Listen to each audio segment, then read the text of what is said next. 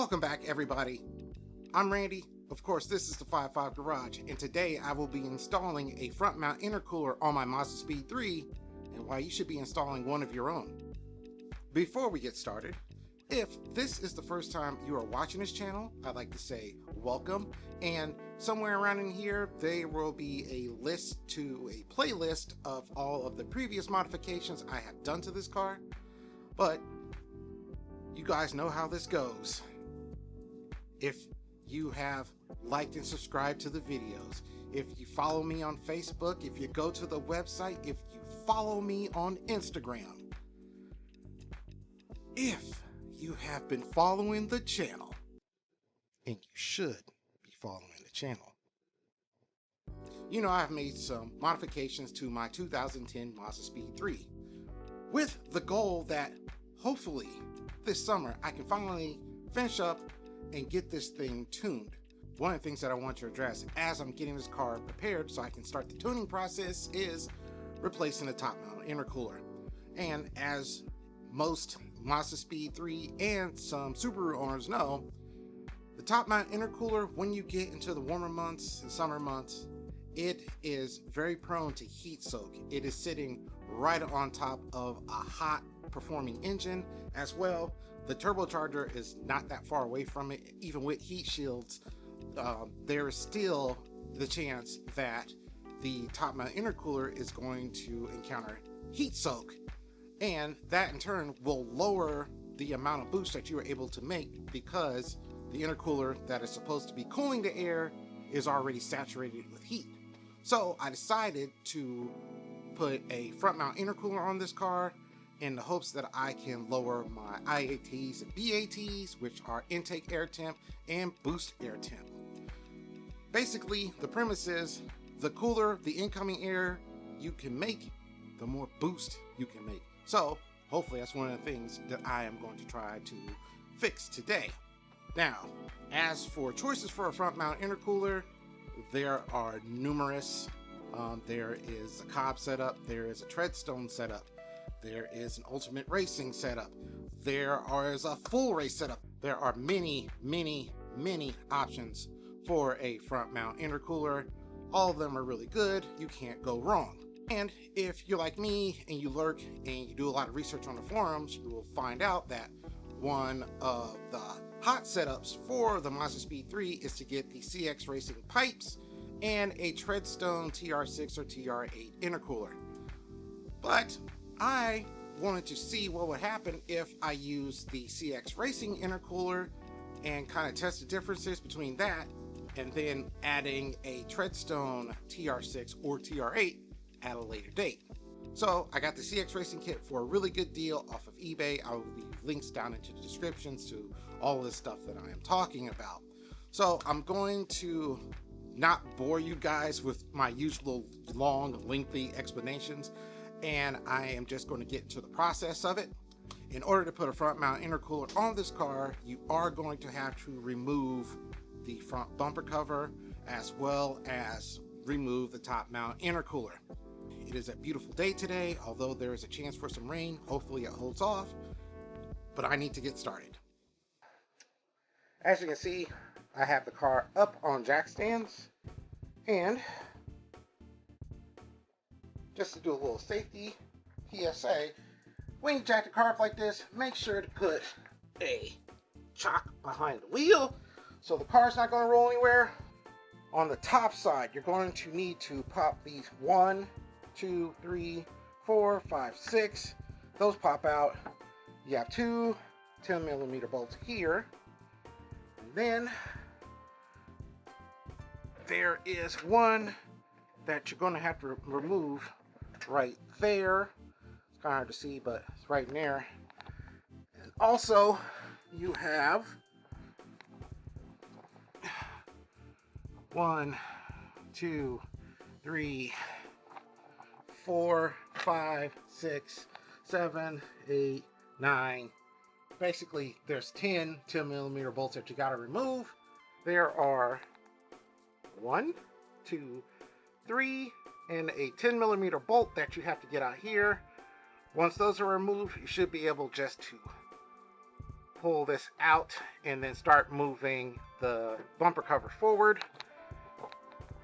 Don't forget to unplug your fog lights as well. If you're like me, don't forget to remove your front license plate to get that bumper cover off.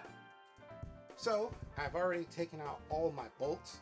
I went ahead and removed the bulbs for the fog lights. This car is a tech package, but I have halogens. It's a 2010, and you do not want to get any kind of fingerprints or oil on those halogen bulbs. So I just removed them and set them off to the side. And once you have verified that you have removed all your bolts, taking the bumper cover off is pretty easy. You just grab from the side and just kind of pull, and got that side loose.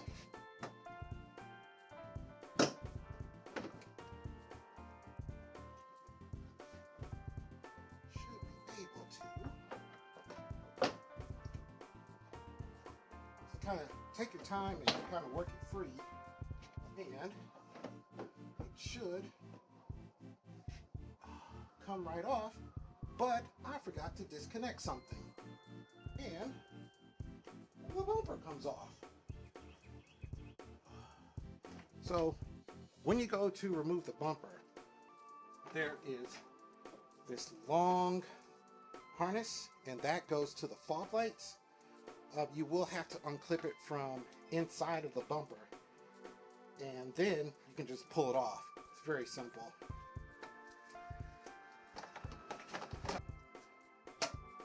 This is the crash bar, and before I install the intercooler, I am going to go and buy some matte black paint and paint this all matte black, and then stick it back on here so that it doesn't show blue when I put the car back together. Now that the bumper cover's off, next step is we can start removing the top mount intercooler. 2 10mm bolts, take off the cover, then 10mm to get the top mount off.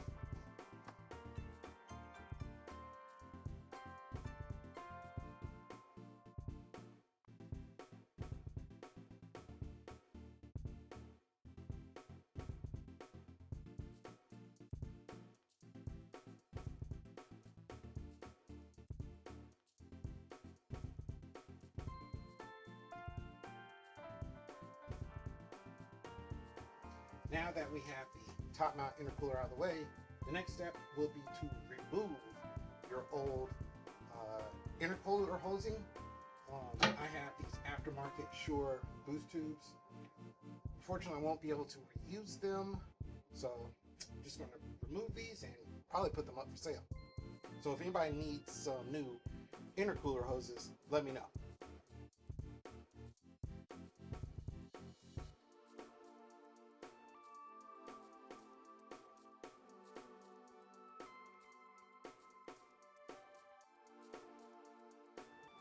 Now that you've removed the top mount intercooler, you're not going to remove this bracket. I advise you to take it off.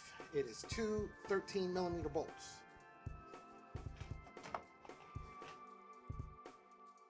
We got the top mount intercooler out of the way.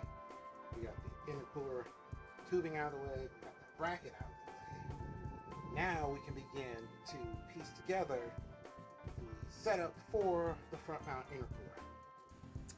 This is what you get in the CX Racing box. We got a lot of aluminum pipe, some clamps, some silicone couplers, and I got the intercooler sitting right here. But they don't give you any instructions, so I am going to kind of test fit the pieces outside of the car and see if I can figure out how everything goes, and then I'll test fit it and I will let you guys know what I came up with. The weather has finally took a turn for the better. There was a couple days where it was off and on rainy, but today is a nice clear afternoon, and I decided to get back out here and get this finished up.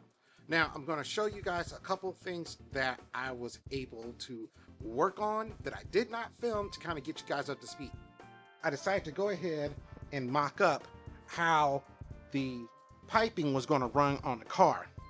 Now I know going down the front of the engine, it gets to be a bit of a tight fit, and then coming around onto the driver's side at the bottom, there is a little bit of fitness issue there, but I was able to mock everything up correctly and I got it in, and now I can go ahead and just pull the tubing out, apply the clamps, so I know that everything will fit properly when I put it back together. And I will show you guys with my GoPro how I was able to fit some of this stuff and make sure that I have clearance and that I'm not rubbing on anything.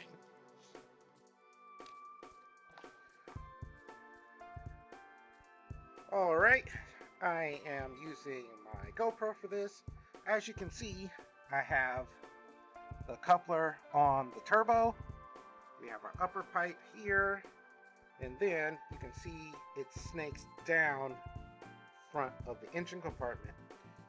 Now, when I was doing this previously, I had this coupler actually turned the other direction, and the issue that I ran into was I would not be able to check my oil with that coupler turned this way. So I rotated it, and then that actually allows me to have this go around, and I can now pull and check my oil without having to take this top pipe out. Now, down here, the second issue that you'll probably run into is this lower radiator hose is very close to the intercooler piping. And I think what I'm going to do is I am going to make a little, either a foam insulation or maybe even a rubber spacer that goes in between here, so that I am not heat soaking this intercooler pipe with this lower radiator hose, because that would kind of defeat the purpose. Then we come over here, the coupler that is on the throttle body, and previously I had this piping try to go over the top of this radiator hose. That is not a good idea.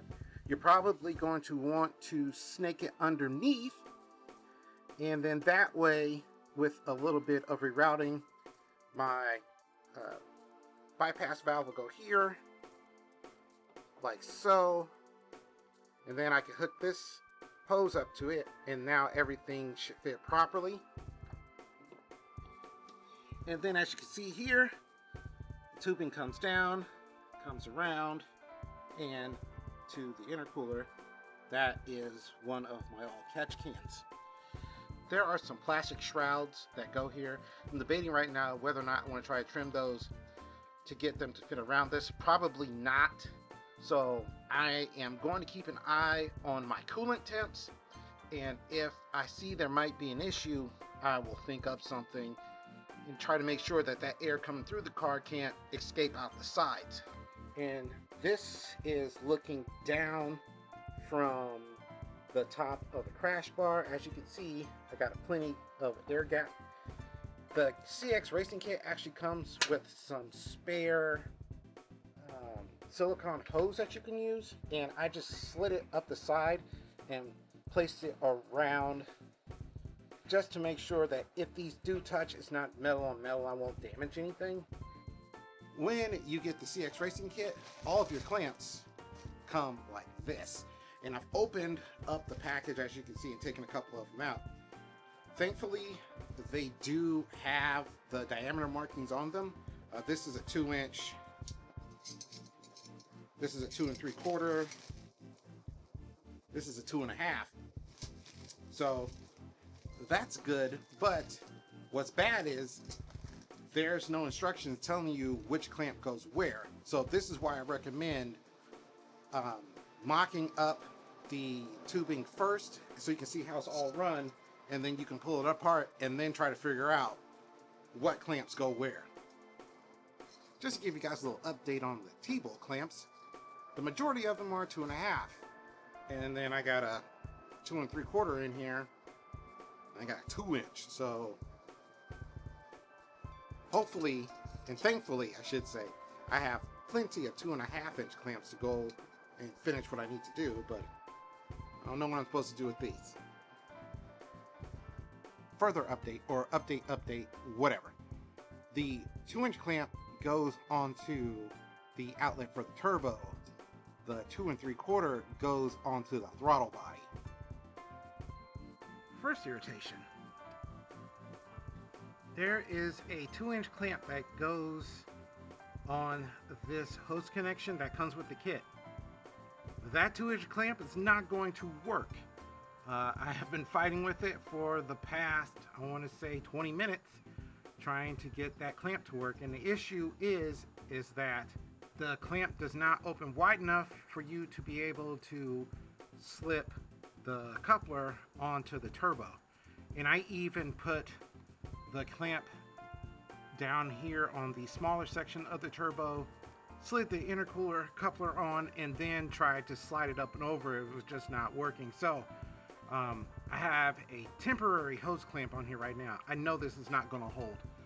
So what I'm going to do is, this is on here temporary so I can finish kind of mocking this together and getting this installed.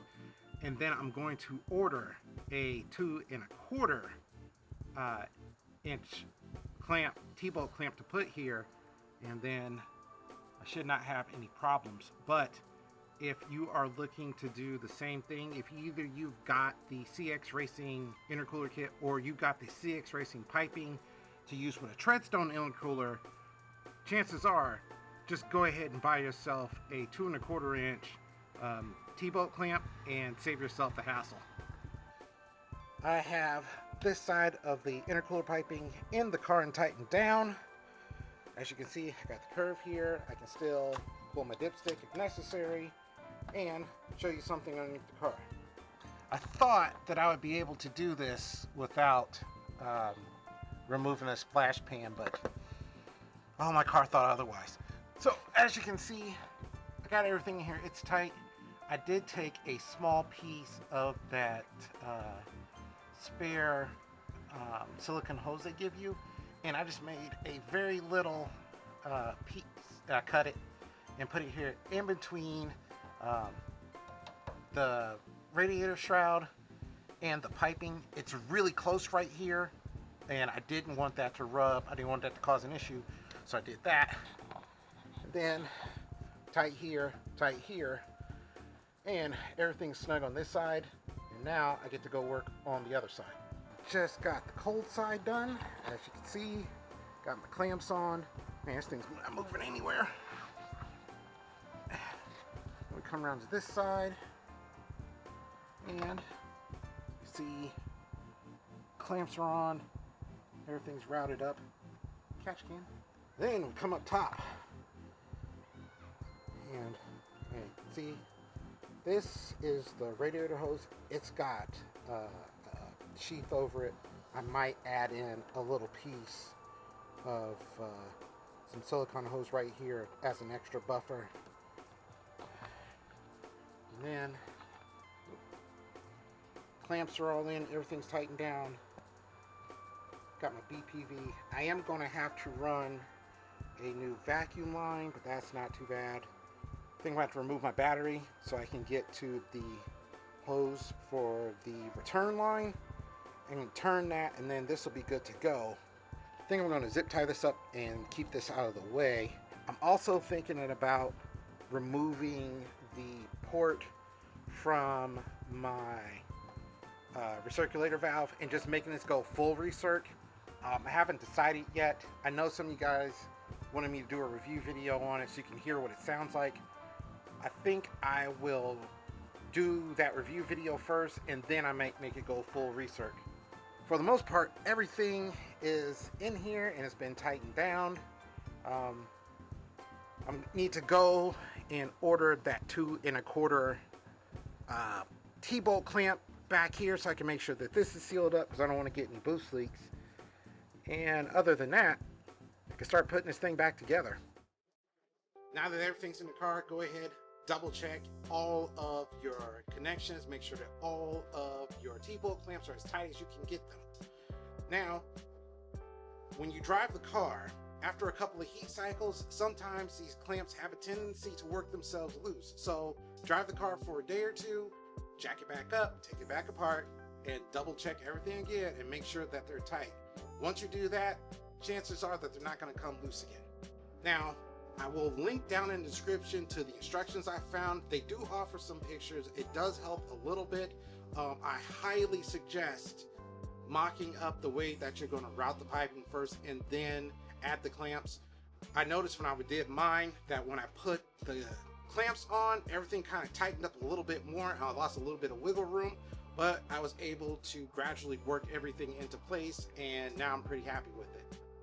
Since there are a couple more projects I want to do while I have the car that's torn down, I will not be showing you guys how to reinstall the bumper and put everything back together in this video.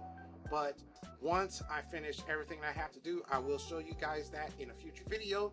And if you're wondering what is coming next, make sure to click the subscribe button so you will not miss the video when it drops. And if you guys learned something today, make sure to leave me one of these on the video as well. So I am about to go inside and check and see what supplies I have on hand, and if I don't have them, go ahead and order them so I can try to get them here as soon as possible so I can continue filming without too many breaks. I hope you guys are enjoying yourselves out there, and I will see you on the next one.